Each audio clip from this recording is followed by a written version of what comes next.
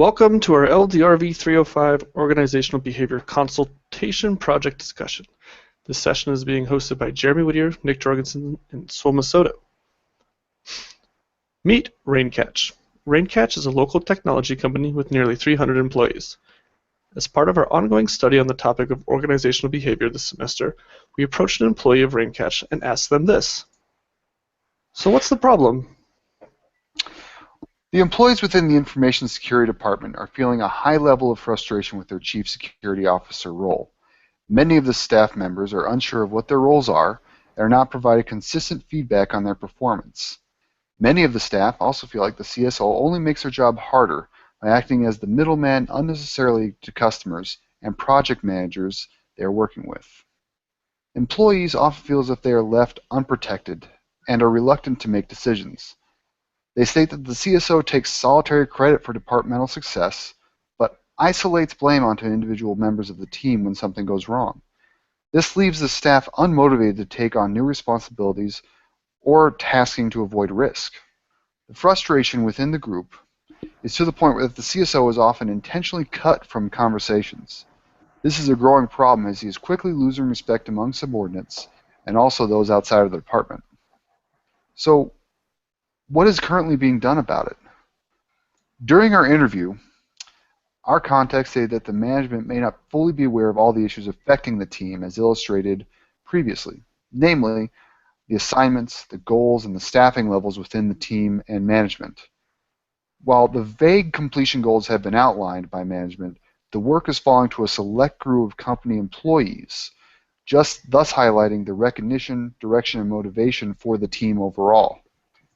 And since the overall outcome is being met primarily because of the extraordinary efforts of some, management is not actively addressing those issues, being management engagement and the communication of the duties. So, is this strategy working? In a word, no. While there is some tasking being provided from the management, there is either too much to do for a given time frame, creating unrealistic goals, or priorities are constantly being changed, leading to high levels of task switching and lists of unfinished projects. On many of these assignments, task expectations are unclear, which leaves employees unsure if they were successful or if they did not meet the unknown standard. This has led to lower morale across the department, a reduction in job satisfaction and overall work quality through the loss of motivational incentives such as pride, recognition, and employees have been seeking external employment opportunities outside of Raincatch and also discussing things like early retirement or walking out a little bit early. So why is it not working? Consistency and emotional stress avoidance. On multiple occasions, the department was called in to talk about group initiatives to increase performance and to address group issues. Many of the issues were not fully thought through, or the skills needed for them to be effective were not present within the group at the time. There was also a lack of understanding on the true roles and responsibilities employees were performing and the level of effort that was required to be successful in those areas. Troubles and issues within the group were skirted about and would generally be avoided or worse, addressed to the team as a whole. A quick correction on an individual's performance would instead be replaced with sweeping policies that were then generally left unenforced or enforced inconsistently. So what do we think the single biggest problem was, or what did the organization think the single biggest problem was? Morale is a state of mind which involves feelings and emotions. It involves the attitude and perceptions towards the job, work environment, team members, managers, and the organization as a whole. In this case, we can agree that the team morale in Raincatch is very low. Communications are falling apart, therein increasing more conflict between team members. How did it get here? Low morale can cause employees to lose interest in going the extra mile, especially when they do not feel the value of managers or care about the projects assigned. Low team morale causes teams to be less productive and less customer focused. As team decreases, members are prone to withdrawing their efforts and cooperation. The problem has gone unaddressed for so long that it is now a topic that is even more difficult to bring up as the team members have rooted themselves into a negative feedback loop. Please take a moment to examine what we brought up. What do we think?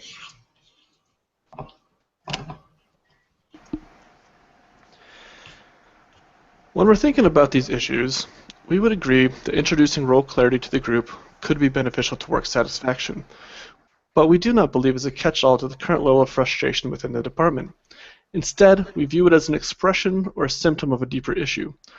Olli-Pekka Upila, in her article, So What Am I Supposed to Do?, states that employees who had higher quality relationships with their leader reported significantly higher levels of role clarity. This suggests that perhaps the issue lies somewhere with communication and support from the CSO.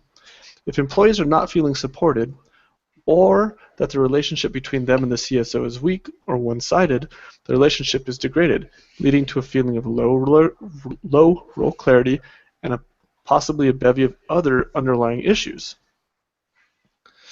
And here's why we think that, and the research behind it.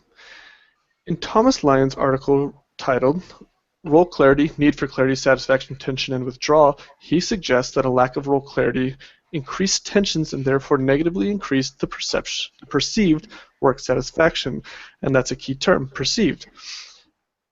The Department of Operational Stress Research at Walter Reed Army Institute of Research stated that relationships between demands and psychological strain was moderated by role clarity. However, this moderating relationship was found only when work group support was high. Another key point, work group support. In a study on leadership behavior and subordinate well-being, it was found that there was a reciprocal effect of supportive leadership behavior and subordinate well-being. Each of these studies discuss how employees perceive their work satisfaction and their well-being, but what we are most interested in as an organization is the employee performance. While we agree work satisfaction is an important metric to employee retention and long-term motivations, it doesn't answer the fundamental question about correcting the performance issues. This leads us to a study performed by Whitaker, Dollig, Levy, which suggests that subordinates who perceive a supportive feedback environment display increased feedback seeking, higher role clarity, and also higher performance ratings.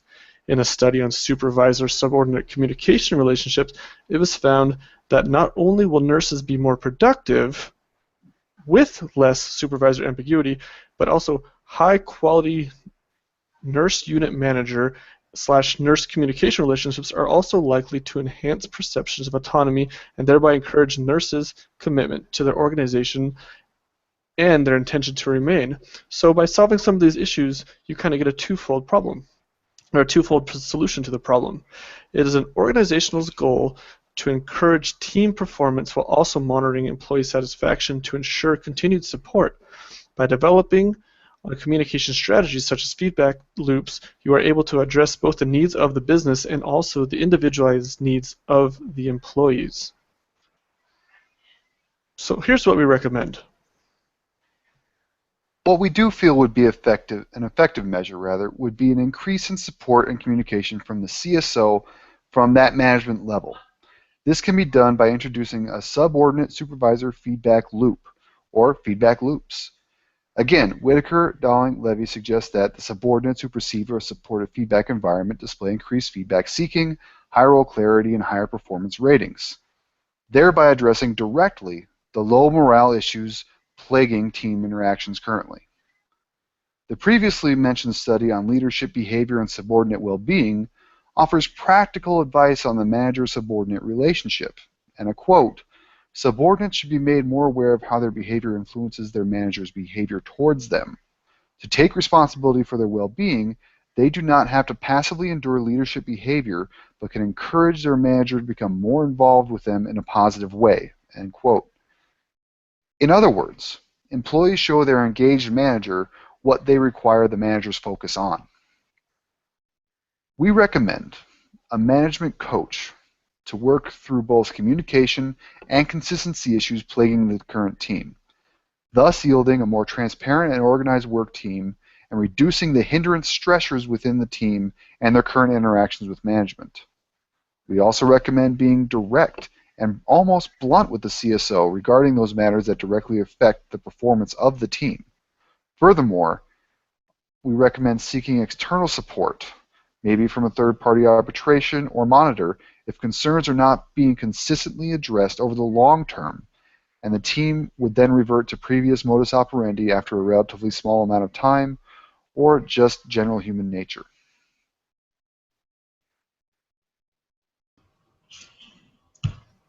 Based on those general statements, we are able to establish a plan for a solution.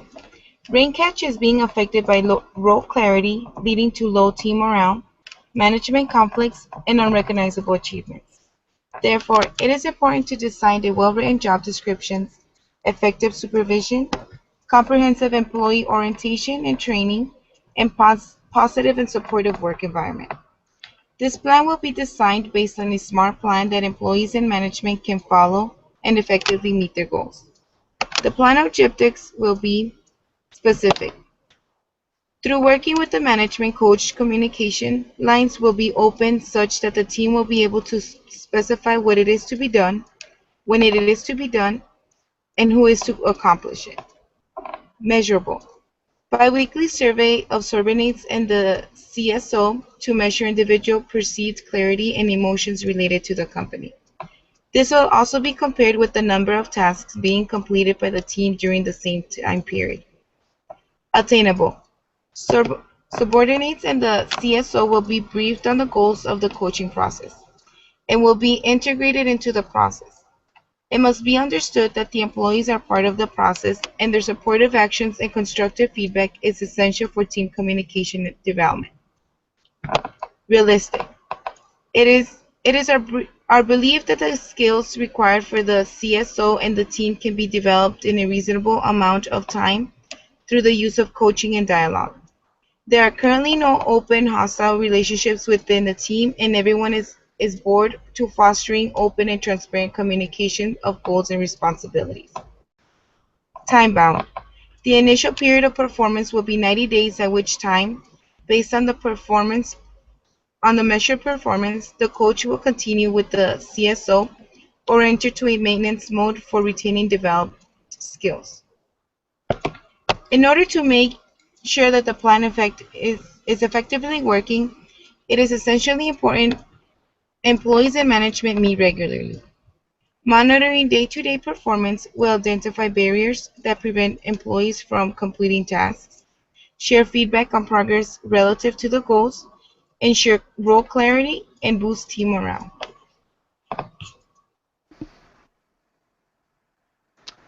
So what do you think? Fill out your peer evaluations and let us know what we missed or any comments or suggestions you may have.